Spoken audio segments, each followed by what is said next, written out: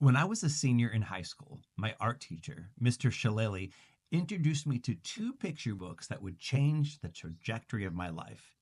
The Salamander Room, written by Ann Mazer and illustrated by Steve Johnson and Lou Fancher, and The Garden of Abdul Gasazi by Chris Van Allsburg. I knew I wanted to tell stories visually in some way at the time, but these two works inspired me to pursue books as an outlet for that passion. Now, fast forward to my senior year in art college, and Van Allsburg was a guest lecturer. I was awestruck. Even more so in 2006, when, early in my career as a published author, Chris and his wife Lisa invited me to present at their literary festival. I was lucky enough to be invited back several times to the Rhode Island Festival of Children's Book Authors. And on one of those visits, I sat down with Chris and interviewed him for a gig I had at the time with SiriusXM.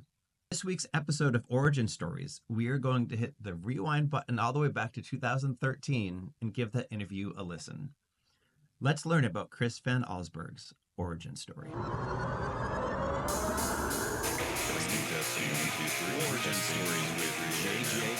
Origin Stories with JJK. Jarrett Krosoczka. I'm here in Providence, Rhode Island with author, illustrator Chris Van Allsburg, who is a creator of so many wonderful books and classics like The Polar Express and Jumanji. And we're going to get to know a little bit more about how he works, how his brain works. What's up, Chris? How are you? I'm fine, Jarrett. How are you? I'm good, man. So I have to tell you, and I've told you this before, we're going to tell you on the microphone. When I was 17 years old, my art teacher, my high school art teacher, brought in a book by you, The Garden of Abdul Gasazi. Gasazi.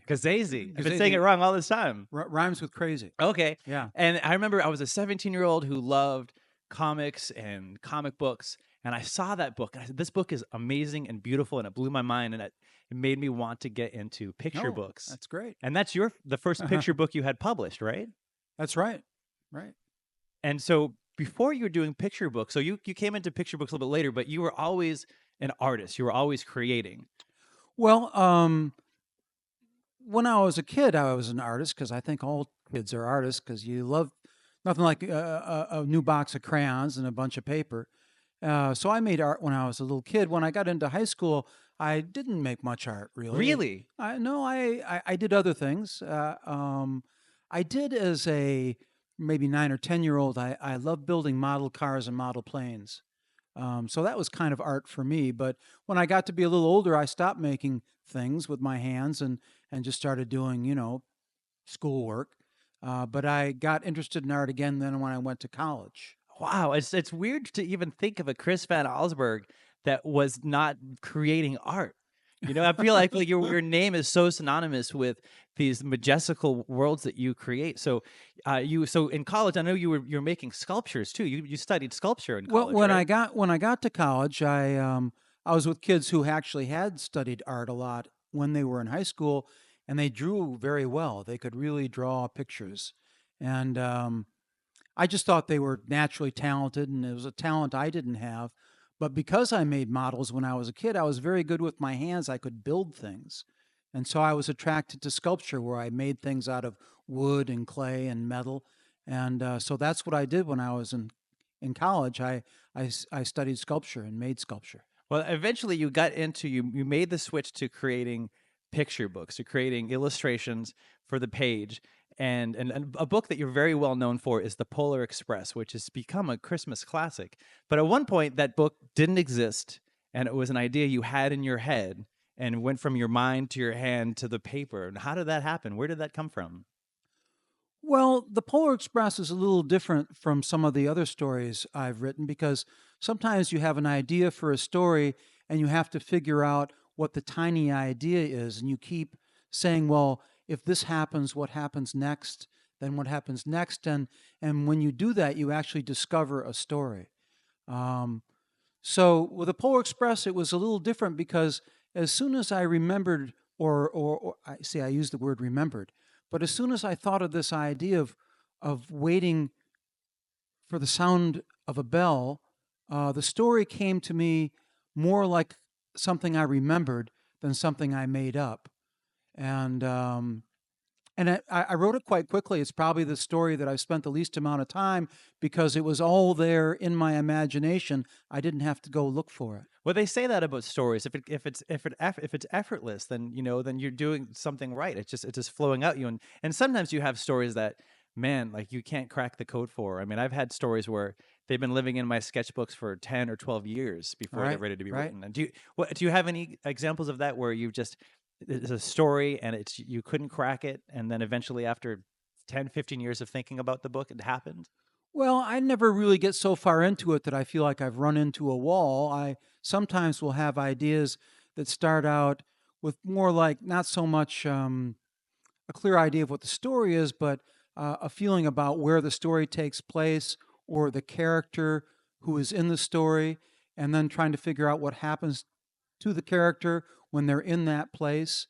And sometimes I get a little like blocked or slowed down when I'm trying to figure out what happens to this character. But once I get the story going, I'm not going to stop till I get to the end. And so a lot of your illustrations too are very realistic. So I'm thinking, of the book Jumanji, where there are these jungle creatures like crashing through the children's walls. How important is it for you when you're creating art, to study the life and the world around you?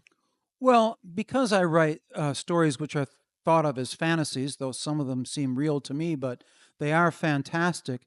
So it would be possible to make pictures for a book like Jumanji that were kind of cartoony or didn't look like the real world. If they weren't drawn realistically. Yes. So, but I thought because it was something fantastic, I wanted to make illustrations that made it look like the event really, the things really happened. That it was not a fantasy, that it was reality. That's cool. Yeah. So I've always tried to, get the information, find out exactly what a rhino looks like instead of making up the rhinoceros. You work in a bunch of different mediums, and that means like sometimes you're creating in pencils, sometimes you're creating in Conti Crayon. Or so what are some of your mediums that you like to use?